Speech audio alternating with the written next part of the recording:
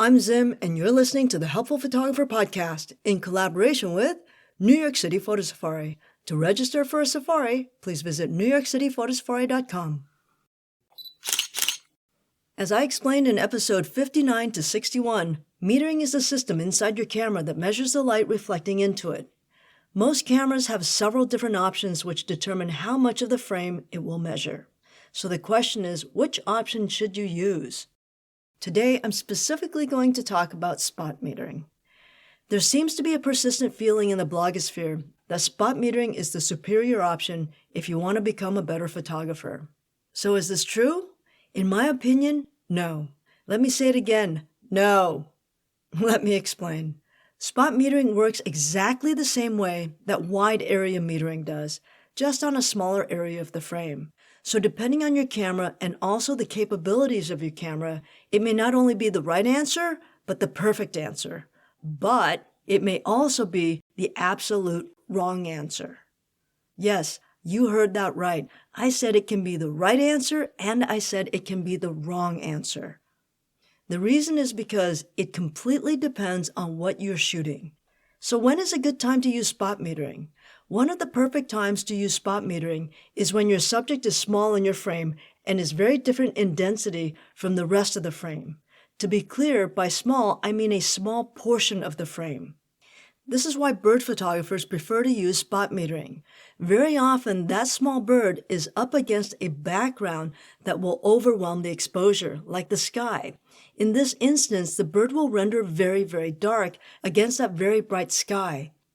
If you spot meter on the bird, then the bird will render as middle gray. I did not say that you will get a perfect overall exposure. I said that the bird will render as middle gray. And since most birds fall in the middle gray spectrum, and it is your main subject, this is what you'll want. The fact is that there is a high probability that the sky will render extremely overexposed. The reason is because you're shooting a high contrast scene. The bird is very dark relative to the sky, which is very bright. By metering on the bird itself, the camera is upping the exposure to make the bird middle gray, therefore making the entire scene brighter. By using spot metering, you're telling the camera to do what it needs to do to make what it's metering middle gray. So let's say it's a white crane. If you're metering off the white body of that crane, you're telling the camera to make that white area middle gray, which means that the entire scene will be darker to achieve that. On the other hand, if you're shooting and metering a black crow, you're telling the camera to make that black area middle gray. To achieve that, the exposure will have to go up, rendering the entire scene brighter. Unless you can control the light, like in a studio setting, you're stuck with this. It just is what it is. The fact is that most bird photographers are okay with this because they want the bird perfect, and since most birds are actually close to middle gray, this works out really well for them. If you find that your bird is significantly darker or lighter, as with the crane or the crow examples, you could simply exposure compensate to make up for this. Having said all of this, a bird photographer recently shared his images with me, and there were some significant exposure problems on the bird despite the use of spot metering. So what happened and what did the image look like? First of all, the bird was nearly black. Second, it was flying high in the sky on a bright day. The bird was still a little bit dark in the image, likely because the metering wasn't just centered on the bird, but also overlapped the sky. But that wasn't even the worst of the problems. Around the edges of the bird's wings, there were no sharp details. It looked really blown out. Imagine a really bad chromatic aberration problem. Chromatic aberrations are most apparent in hard contrasty edges. In this case, the black wing of the bird against a really bright sky. The second issue is that the photographer was mostly metering the dark bird.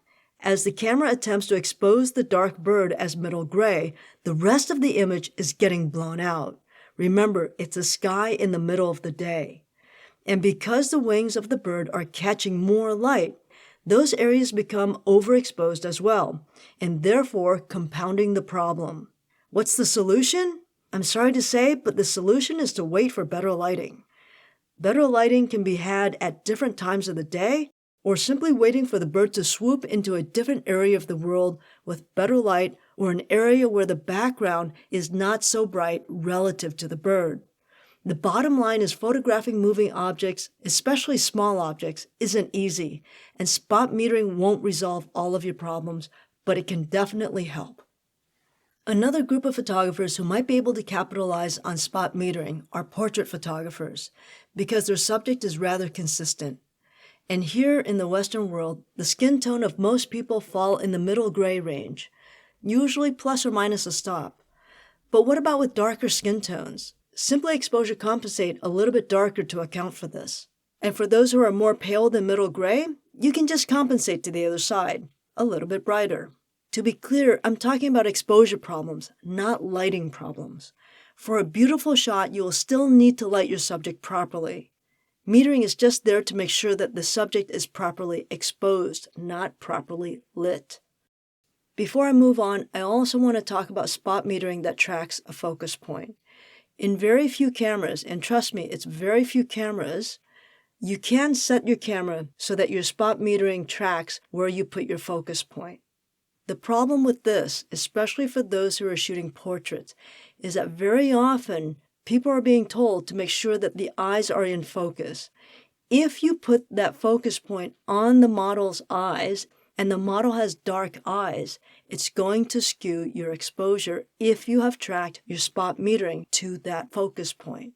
So do be aware of that. Moving on, as you can see, I'm talking about very specific situations where you would want to use spot metering. Short of this, I find that spot metering only causes problems for most photographers.